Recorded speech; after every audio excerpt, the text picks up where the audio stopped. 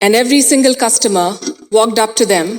इसका मतलब है हर एक ग्राहक उनके पास आया. वॉक अप टू देम मतलब उनके पास आया. तो गाइस, अब आप समझ गए होंगे कि मैं आपको कैसे पढ़ाने वाला हूं. मैंने एक छोटी सी क्लिप ली है इंग्लिश स्पीचेस यूट्यूब चैनल से, और उस क्लिप को मैं आपको एक्सप्लेन करूंगा और इंग्लिश सिखाऊंगा. ये बहुत ही डिफरेंट और बहुत ही इंटरेस्टिंग मेथड है इंग्लिश सीखने का. इससे आप अपनी इंग्लिश को भी बेटर कर पाएंगे और उसके साथ साथ वो जो क्लिप है उसको भी समझ पाएंगे. So now without further do let's get started. चलिए गाइस, अब शुरू करते हैं. Thank you, Mr. President. अब यहां पे जो पलकी शर्मा जी हैं वो बोलती हैं thank you mister president. Thank you mister president. Thank you मतलब धन्यवाद, मिस्टर मतलब श्रीमान, प्रेसिडेंट मतलब राष्ट्रपति जी. ठीक है, धन्यवाद श्रीमान राष्ट्रपति जी. वो क्या बोलती है? धन्यवाद श्रीमान राष्ट्रपति जी. ठीक है, समझ में आ गया. चलिए गाइस, अब आगे देखते हैं. Namaskar and good evening to all of you. अब यहां पे वो आगे बोलती हैं नमस्कार and good evening to all of you. वो क्या बोलती है? नमस्कार and good evening to all of you. अब यहां पे वो ग्रीट कर रही हैं to all the people who are sitting there. ठीक है, वो सबको ग्रीट कर रही हैं. ठीक है, और वो सबसे पहले बोलती है नमस्कार and good evening to all of you, और आप सभी को शुभ संध्या. गुड इवनिंग का हिंदी में मतलब होता है शुभ संध्या, शुभ शाम. ठीक है, शुभ संध्या या शुभ शाम. ठीक है, नमस्कार and good evening to all of you, इसका मतलब है नमस्कार और आप सभी को शुभ संध्या. ठीक है, समझ में आ गया. गुड इवनिंग इसलिए बोला क्योंकि मे बी ये जो फंक्शन है ये हो रहा होगा शाम के समय. ठीक है, समझ में आ गया.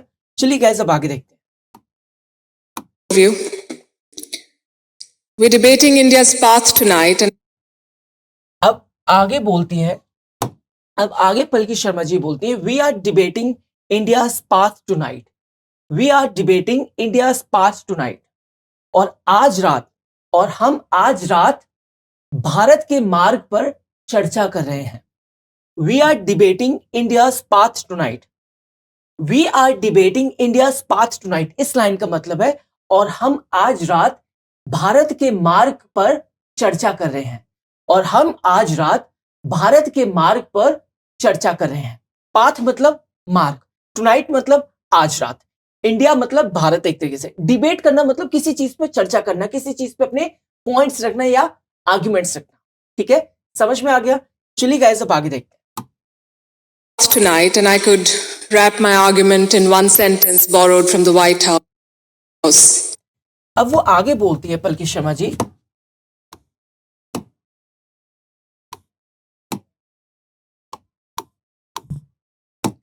and I could wrap my argument in one sentence borrowed from White House. आगे क्या बोला था? And I could wrap my argument in one sentence borrowed from White House. इस लाइन का मतलब है मैं अपने तर्क को व्हाइट हाउस से लिए गए वाक्य से समाप्त कर सकती हूं. मैं अपने तर्क को व्हाइट हाउस से लिए गए वाक्य से समाप्त कर सकती हूं. रैप मतलब किसी चीज को समराइज करना, कंक्लूजन निकालना. ठीक है, आर्ग्यूमेंट मतलब अपने रीजंस देना, अपने ओपिनियन को सपोर्ट करने के लिए. रीजंस देना, अपने ओपिनियन को सपोर्ट करने के लिए, अपने पॉइंट ऑफ व्यू को सपोर्ट करने के लिए. तो यहां पे पलकी शर्मा जी बोलती हैं and I could wrap my argument in one sentence borrowed from White House. इस लाइन का मतलब है और मैं अपने तर्क को व्हाइट हाउस से लिए गए वाक्य से समाप्त कर सकती हूं. ठीक है, समझ में आ गया. चलिए गाइस, अब आगे देखते हैं. In one sentence borrowed from the White House. Go to New Delhi and see it for yourself. अब वो आगे बोलती हैं go to New Delhi and see it for yourself. Go to New Delhi and see it for yourself. इस line का मतलब है new Delhi जाओ और खुद देखो. गो टू न्यू दिल्ली मतलब न्यू दिल्ली जाओ, and see it for yourself मतलब खुद जाके देखो, and see it for yourself मतलब खुद देखो. गो टू न्यू दिल्ली इसका मतलब हुआ न्यू दिल्ली जाओ and see it for yourself, और खुद देखो. ठीक है, समझ में आ गया? चलिए गाइस अब आगे देख। But I've been given more time than that, so अब यहां पे वो बोलती है but I have been given more time than that. But I have been given more time than that इसका मतलब है लेकिन मुझे उससे ज्यादा समय दिया गया है। लेकिन मुझे उससे ज्यादा समय दिया गया है। than that, so I will tell you what I see. फिर वो आगे बोलती है so I will tell you what I see. तो मैं आपको बताऊंगी कि मैं क्या देखती हूँ। So I will tell you what I see. So I will tell you what I see इस लाइन का मतलब है तो मैं आपको बताऊंगी कि मैं क्या देखती हूँ। ठीक है, समझ में आ गया? चलिए गाइस अब आगे देखते हैं। Earlier this week, I was on my way to the Delhi airport. फिर वो आगे बोलती है earlier this week. Earlier this week इस सप्ताह के शुरुआत में, अर्लियर दिस वीक इस सप्ताह के शुरुआत में I was on my way to the Delhi airport. मैं दिल्ली हवाई अड्डे जा रही थी। इस सप्ताह के शुरुआत में मतलब मंडे ट्यूसडे के दौरान I was on my way to the Delhi airport. मैं दिल्ली हवाई अड्डे पे जा रही थी। मैं दिल्ली हवाई अड्डे पे जा रही थी। ठीक है, आगे देखते हैं। I was on my way to the Delhi airport मतलब मैं दिल्ली एयरपोर्ट जा रही थी। आगे देखते हैं। There was a lot of traffic. फिर वो आगे बोलते हैं there was a lot of traffic. बहुत ज्यादा ट्रैफिक था, बहुत ज्यादा जाम था। तो अगर आपको कभी बोलना हुआ कि बहुत ज्यादा जाम था क्या, तो आप बोलेंगे there was a lot of traffic. There was a lot of traffic. और अगर आपको बोलना हुआ बहुत ज्यादा जाम है तो आप बोलेंगे there is a lot of traffic. There is a lot of traffic. समझ में आ गया? बिल्कुल। चलिए गाइस अब आगे देखते हैं। At one point, the car stopped. फिर वो आगे बोलती है at one point the car stop. एक पॉइंट पे आकर, एक मोमेंट पे आकर, एक समय पर आकर, एट वन पॉइंट एक मोमेंट पे आकर, एक पॉइंट पर आकर, एक समय पर आकर द कार स्टॉप मतलब जो कार है वो रुक गई। ठीक है, इतना ज्यादा जाम था कि कार क्या हो गई, रुक गई। आगे देखते हैं। On the roadside, फिर वो आगे बोलती हैं on the roadside, on the road side, on the road side road के किनारे, on the road side road के किनारे I saw two vendors. I saw two vendors मैंने दो विक्रेताओं को देखा। मैंने दो विक्रेताओं को देखा। वेंडर्स कौन होते हैं? जो अपने गुड्स और सर्विस प्रोवाइड करते हैं उनको हम क्या बोलते हैं? वेंडर्स बोलते हैं। अब वो कुछ भी सेल कर सकते हैं। ठीक है, सब्जी से लेके कोई मटेरियल से लेके कुछ भी चीज, कोई भी इंसान जब कोई चीज सेल करता है, कोई भी इंसान जब कोई चीज सेल करता है, गुड्स या कोई आइटम या कोई सर्विस, तो उसको हम क्या बोलते हैं? उसको हम बोलते हैं वेंडर। क्या बोलते हैं? वेंडर। तो यहाँ पे जो पलकी शर्मा जी वो बोलती है I saw two vendors. I saw two vendors मतलब मैंने दो वेंडर्स देखे, दो विक्रेताओं को देखा। समझ में आ गया? आगे देखते हैं। one was selling fruit, the other was selling coconut water. फिर वो आगे बोलते हैं one was selling fruit the other was selling coconut water. तो जो दो वेंडर्स उन्होंने देखे, वन वॉज सेलिंग फ्रूट्स, एक क्या बेच रहा था? सेलिंग मतलब बेचना। एक क्या बेच रहा था? फ्रूट मतलब फल बेच रहा था। ठीक है, the other was selling coconut water और दूसरा क्या बेच रहा था? नारियल का पानी। जो दो वेंडर्स पलकी शर्मा जी ने देखे थे तो उनमें से एक क्या बेच रहा था? फ्रूट बेच रहा था। और दूसरा क्या बेच रहा था? क्या बेच रहा था गाइस? कोकोनट वाटर मतलब नारियल का पानी। समझ में आ गया? बिल्कुल। चलिए गाइस अब आगे देख। What caught my attention was not what they were selling, अब यहां पे पलकी शर्मा जी बोलती हैं what caught my attention was not what they were selling. What caught my attention was not what they were selling इस line का मतलब है जिस चीज ने मुझे आकर्षित किया। What caught my attention was not what they were selling इस लाइन का मतलब है जिस चीज ने मुझे आकर्षित किया वह यह नहीं था कि वे क्या बेच रहे थे।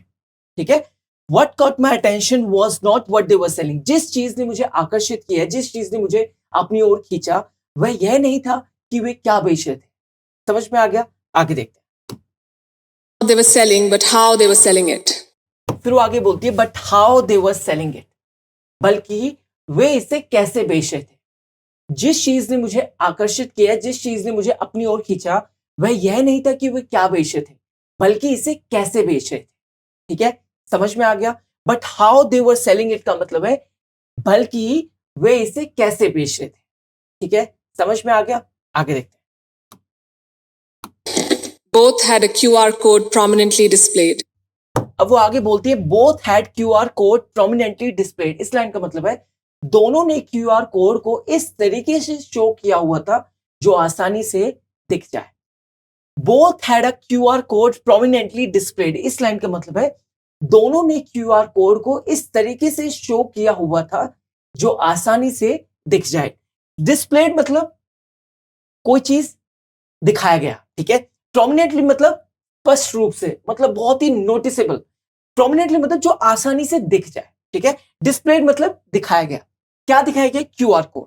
ठीक है, आपने देखा होगा जब भी आप किसी शॉप पे जाते हो तो आप उनको बोलते हो कि uncle we don't have a cash right now but we can do UPI. UPI क्या होता है? QR कोड होता है। आपने देखा होगा जब आप स्कैन करते हो उसको हम क्या बोलते हैं? आप क्या करते हो? QR कोड को स्कैन कर रहे हो और उस फॉर्मेट को बोलते हो यूपीआई करना। क्या करना? यूपीआई करना। ठीक है, और QR कोड मतलब जो जिसको आप स्कैन करते हो वो होता है QR कोड। ठीक है, both had a QR code prominently displayed. इसका मतलब है दोनों ने QR कोड को इस तरीके से शो किया हुआ था जो आसानी से दिख जाए। ठीक है, समझ में आ गया? बिल्कुल। चलिए गाइस अब आगे बढ़ते हैं। And every single customer walked up to them अब वो आगे बोलती है every single customer walk up to them. Every single customer walk up to them. Customer मतलब ग्राहक। इसका मतलब है हर एक ग्राहक उनके पास आया। वॉक अप टू देम मतलब उनके पास आया। And every single customer walk up to them. हर एक ग्राहक उनके पास आया। कस्टमर मतलब ग्राहक। ठीक है, walked up to them, walked up to them मतलब उनके पास आया। ठीक है, scanned this QR code and paid for their purchase. अब वो आगे बोलती है scan this QR code and paid for their purchase. और इस QR कोड को स्कैन किया और इस QR कोड को स्कैन किया और पेड फॉर देयर परचेस मतलब और अपनी खरीदारी का भुगतान किया। और अपनी खरीदारी का भुगतान किया। परचेज मतलब खरीदारी, मतलब जब आप कोई चीज खरीदते हैं उसको हम क्या बोलते हैं? परचेज करना। पेड मतलब जो आपने जो भी चीजें खरीदी है उसकी क्या करना? पेमेंट देना। पेड। ठीक है, स्कैन दिस QR कोड। इस QR कोड को स्कैन किया और अपनी खरीदारी का भुगतान किया। ठीक है, यह है इस लाइन का मतलब। समझ में आ गया? आगे देखते हैं। For their purchase, every single one of them. Every single one of them. इस लाइन का मतलब है every single one of them का मतलब है उनमें से हर एक। उनमें से हर एक मतलब यहां पे उन कस्टमर की बात हो रही है। ठीक है, आगे देखते हैं। To me, this is a picture of today's India. फिर वो आगे बोलती हैं टू मी, मेरे लिए this is a picture of today's India. This is a picture of today's India. यह आज मेरे भारत का चित्र है। टू मी, मेरे लिए this is a picture of today's India. ये मेरे आज के भारत का चित्र है। यह मेरे आज के भारत का चित्र है। समझ में आ गया? बिल्कुल अच्छी तरीके से। टू मी मतलब मेरे लिए। This is a picture of today's India. ये मेरे टुडेज इंडिया मतलब आज का Bharat. This is a picture of today's India. यह मेरे आज के भारत का चित्र है। पिक्चर मतलब चित्र एक तरीके से। ठीक है, समझ में आ गया? बिल्कुल। सो गाइस यहाँ पे ये क्लास होती है ओवर। सो गाइस यहाँ पे ये क्लास होती है ओवर। आई होप आपको ये क्लास अच्छी लगी होगी और आपने बहुत सी चीजें इस क्लास से सीखी होंगी, जैसे बहुत सारे वर्ड्स, बहुत सारे फ्रेजेस, बहुत सारे sentences. And guys one more thing, ये जो क्लिप है जिससे मैंने आपको पढ़ाया है, समझाया है, ये मैंने ली है इंग्लिश स्पीचेस यूट्यूब चैनल से। And I have used this clip only for educational purpose guys. Okay, समझ में आ गया? Now it's time to say goodbye. And guys one more thing, don't forget to like, share, comment and subscribe to this channel. T Point English. I'll see you in the next class. Bye bye.